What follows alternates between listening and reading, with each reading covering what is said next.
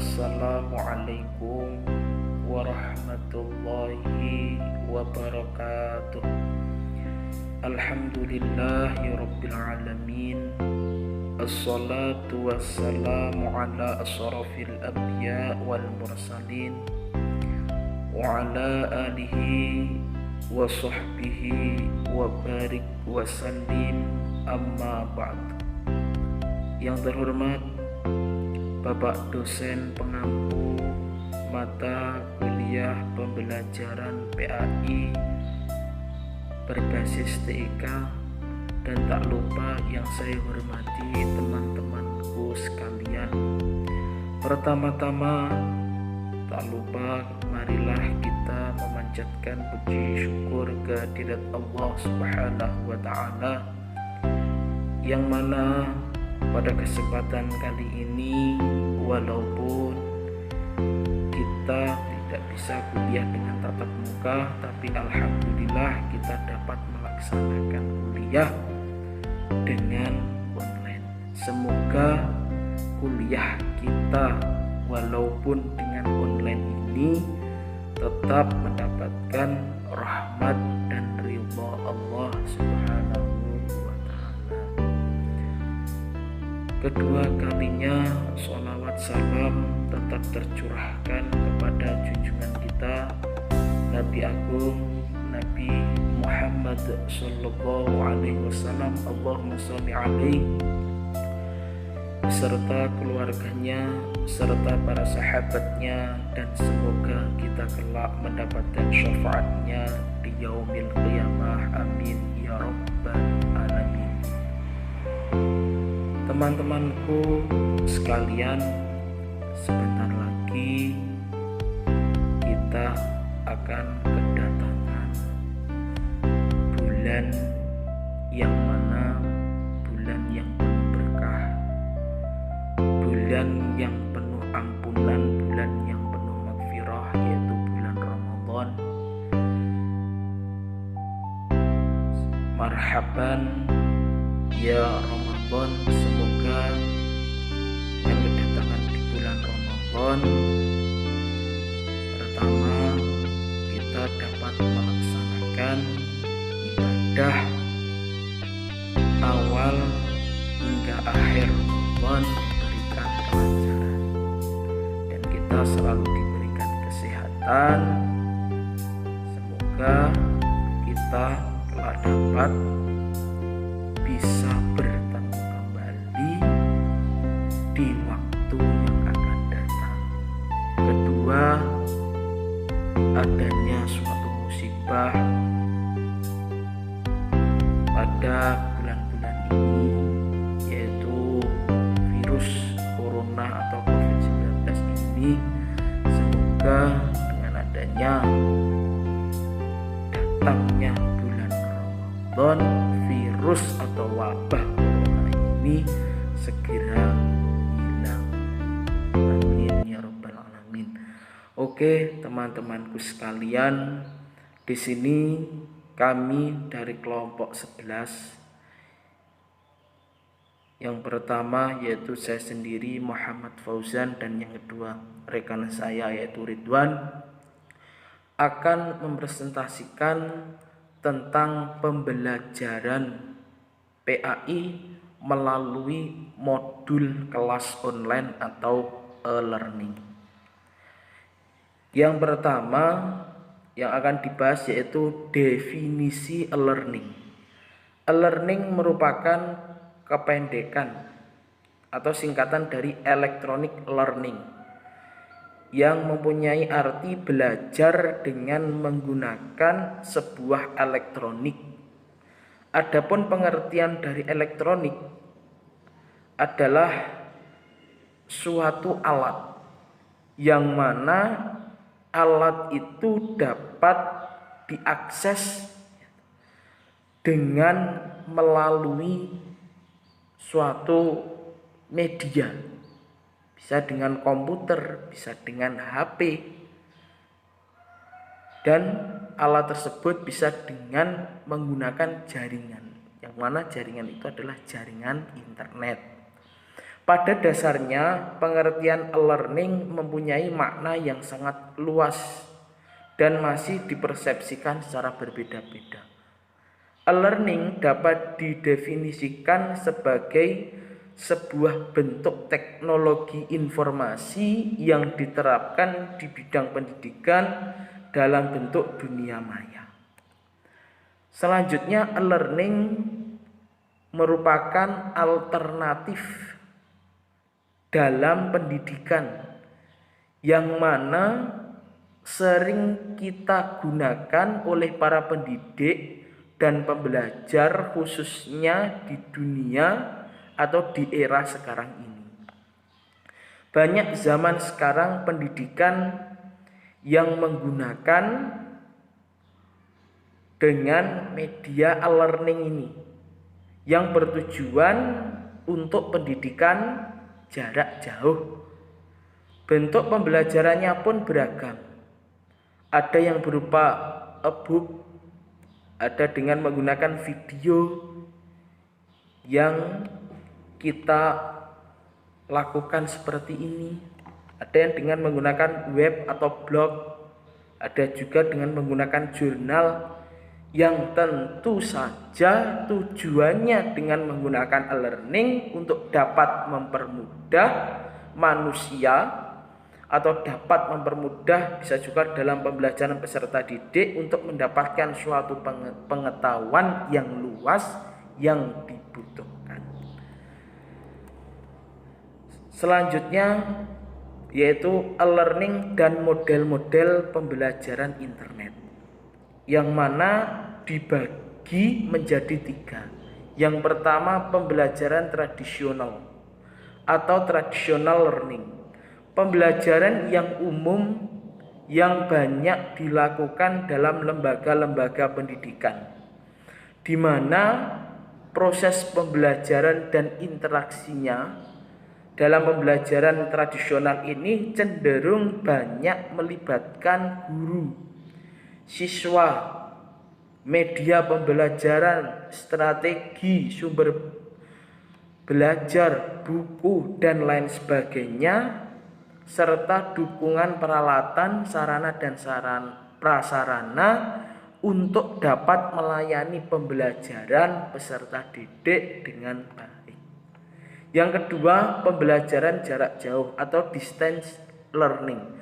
Pembelajaran jarak jauh ini seperti pembelajaran yang kita lakukan, ditujukan guna untuk penyelenggaraan pelatihan atau training dalam jangka waktu pendek, yang mana perkembangannya berlangsung pesat setelah adanya konsep teknologi pembelajaran di mana media dan teknologi penyaluran pesan dalam bentuk komunikasi jarak jauh mampu dilakukan untuk melayani peserta didik. Yang ketiga adalah perpaduan model pembelajaran atau blended learning. Model pembelajaran blended learning ini merupakan kombinasi antara model pembelajaran tradisional dan jarak jauh yang ditujukan untuk mengoptimalkan proses dan layanan pembelajaran baik jarak jauh, tradisional, bermedia, bahkan berbasis komputer. Sebagai contoh, siswa yang belajar di kelas namun memanfaatkan fasilitas bahan ajar online. Kemudian siswa itu mencetak dan mendownloadnya tugas tersebut serta mempelajari secara baik di dalam kelas. Setelah itu mereka diskusi dengan bantuan media cetak maupun elektronik bahkan online. Selanjutnya yaitu e-learning dan model-model pembelajaran internet. Ada 3. Yang pertama, pembelajaran tradisional. Pembelajaran tradisional merupakan pembelajaran umum yang banyak dilakukan oleh lembaga-lembaga pendidikan, di mana proses pembelajarannya dan interaksinya cenderung banyak melibatkan guru siswa, media, sumber belajar, dan dukungan peralatan dan sarana dan prasarana yang lain untuk mempermudah proses pembelajaran yang digunakan oleh peserta didik. Yang kedua, pembelajaran jarak jauh atau distance learning. Pembelajaran jarak jauh ini ditujukan guna penyelenggaraan pelatihan dalam jangka waktu pendek. Perkembangannya berlangsung pesat.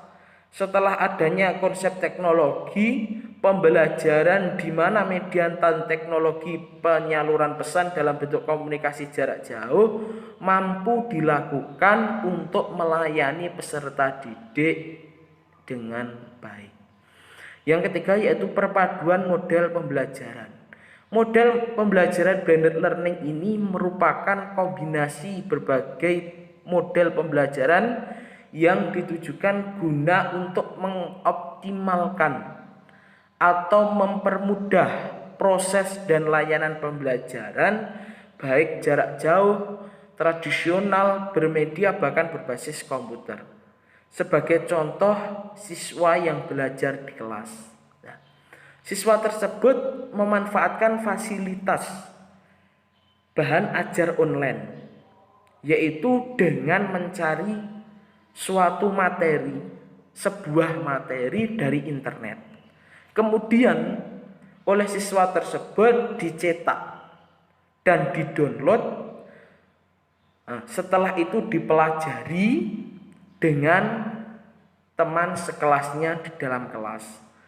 Setelah itu mereka diskusi dengan bantuan media cetak maupun elektronik bahkan online. Selain itu, dari model-model tadi juga terdapat model pembelajaran yang berbasis internet, yang mana hampir sama dengan pengoperasian pembelajaran e-learning, yaitu yang pertama ada web course. Web course adalah penggunaan internet untuk keperluan pembelajaran, di mana seluruh bagian bahan belajar, diskusi, konsultasi, penugasan, latihan, apapun sepenuhnya disampaikan melalui internet. Bentuk web course ini tidak memerlukan adanya kegiatan tatap muka untuk keperluan pembelajaran ataupun evaluasi. Akan tetapi bentuk web course ini bisa digunakan untuk pembelajaran jarak jauh. Karena semua proses pembelajaran dengan menggunakan web course ini sepenuhnya menggunakan dengan fasilitas internet. Seperti email, seperti chat room, bulletin board, dan online yang lainnya. Selain itu, di sistem ini biasanya sudah dilengkapi dengan berbagai sumber belajar, bahkan bisa menggunakan sumber-sumber yang lain seperti data statistik, berita, informasi atau perpustakaan elektronik dan lain sebagainya. Yang kedua yaitu web-centric course. Sebagian bahan belajar, diskusi, konsultasi yang disampaikan melalui internet, sedangkan ujian dan sebagian konsultasi, diskusi, dan latihan dilakukan secara tatap muka. Walaupun dalam proses belajarnya sebagian dilakukan dengan tatap muka yang biasanya berupa tutorial, tetapi presentase tatap muka tetap lebih kecil dibandingkan dengan persentase proses pembelajaran melalui internet. Jadi web-centric course ini pembelajaran dilakukan dengan tatap muka, walaupun pembelajarannya melalui internet.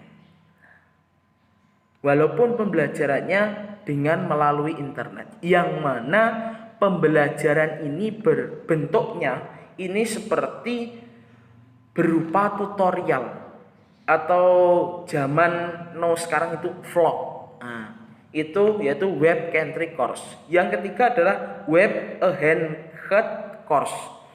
Web oriented course ini merupakan pemanfaatan internet untuk pendidikan untuk menunjang peningkatan kualitas belajar mengajar.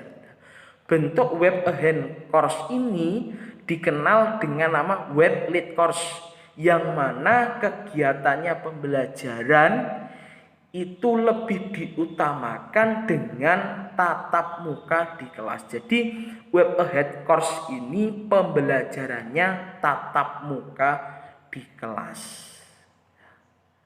Mungkin itu penjelasan poin A dan B terkait materi pembelajaran PAI online learning. Yang selanjutnya akan dilanjutkan oleh rekan saya yaitu Ridwan. Dipersilakan. Poin C yaitu peran e-learning dalam pendidikan. Maksudnya yaitu bagaimanakah e-learning itu mempunyai tugas di dalam proses pendidikan. Tugas yang pertama yaitu sebagai pemahaman yang utuh dan fleksibel. Dikarenakan kenapa? Karena di dalam e-learning khususnya internet, di sana terdapat sekali sumber-sumber pendidikan yang mana banyak sekali juga tokoh-tokoh yang menjelaskan tentang suatu bab. Jadi para siswa dapat memilih sumber-sumber tersebut. Yang kedua yaitu bahwasanya e-learning itu tidak hanya berfokus pada pendidikan, tetapi e-learning juga berfokus bagaimanakah siswa itu mencari sumber-sumber yang terpercaya. Jadi di sini e-learning ini diupayakan agar apa? Bahwa peserta didik tidak salah mengambil sumber. Terkadang kan banyak sekali anak-anak itu mengambil dari blog-blog yang tidak terpercaya. Maka dari itu guru membimbing anak-anak menggunakan e-learning untuk mengetahui apakah sumber ini terpercaya atau tidak. Yang ketiga sebagai motivasi pembelajaran. Di dalam e-learning ini terdapat sekali banyak webnya aplikasi dan lain-lain. Maka dari itu dimungkinkanlah inovasi-inovasi pembelajaran. Yang terakhir itu mudah mengelolanya. Karena di zaman sekarang internet itu sudah sebagaikan makanan yang mana kita selalu membutuhkannya dimanapun dan kapanpun. Yang terakhir bahwasanya e-learning itu sampai-sampai digunakan oleh lembaga LMS Learning Management System, yang mana di sini sebagai yang pertama mendesain pembelajaran, yang kedua mendesain pelaksanaan proses pembelajaran serta penilaian. Ya, itu peran e-learning banyak kan? Maka dari itu belajarlah poin D, yaitu fungsi e-learning. Fungsi e-learning di sini ada 3. Yang pertama tambahan, yang kedua pelengkap, yang ketiga pengganti. Tambahan ini bahwasanya pada saat awal proses dan akhir pembelajaran itu sudah lengkap. Oleh karena itu e-learning hanya sebagai tambahan. Contohnya seperti menge-share video, menge-share tugas-tugas, atau menge-share evaluasi-evaluasi. Dan di sini kalau di hukum fikih itu hukumnya mubah, tidak diwajibkan dan tidak diharamkan. Hanya boleh, bisa menggunakan juga boleh, tidak menggunakan juga boleh. Yang kedua ini pelengkap. Di sini lebih menekankan lagi bahwasanya e-learning ini untuk pelengkap, jadi seperti bagian dari pembelajaran. Jika e-learning ini tidak dilaksanakan, seperti pembelajaran itu tidak akan terlaksana semaksimal mungkin. Contohnya pada pembelajaran siswa diminta untuk mencari sejarah Nabi. Jika tidak menggunakan e-learning salah satunya, maka tidak akan maksimal pembelajarannya, dan siswa malah bingung apa yang akan diucapkannya, dan apa yang ditulisnya dalam buku tersebut. Yang terakhir yaitu pengganti. Jadi di sini e-learning ini sebagai pengganti total 100%. Kalau tadi itu tambahan itu dalam pembelajarannya 0%, kalau pelengkap itu 30%, kalau pengganti ini 100% pendidikan di backing oleh internet atau e-learning. Dari pengganti ini, siswa dapat belajar, dapat bekerja atau melakukan kegiatan sehari-hari. Jadi sekolah tidak membebani siswa dalam kegiatan sehari-hari. Ingat lagi bahwa e-learning itu ada 3 seperti pembahasan poin A. Contohnya pengganti pada zaman sekarang yaitu kita kan sedang diserang oleh virus corona atau COVID-19, yang mana seluruh pembelajaran total diganti oleh media-media pembelajaran. Kalau di perkuliahan itu bisa menggunakan web e-learning atau Google Classroom atau menggunakan YouTube atau yang lainnya. Kalau SD, SMP, SMA itu menggunakan channel TV yang mana ada di TVRI. Ya. Dari pemakalah hanya itu saja yang bisa kami sampaikan. Jika ada manfaatnya itu murni dari Allah, jika ada kesalahannya itu luput dari kami. Bila ada salah, meminta maaf. Wassalamualaikum warahmatullahi wabarakatuh.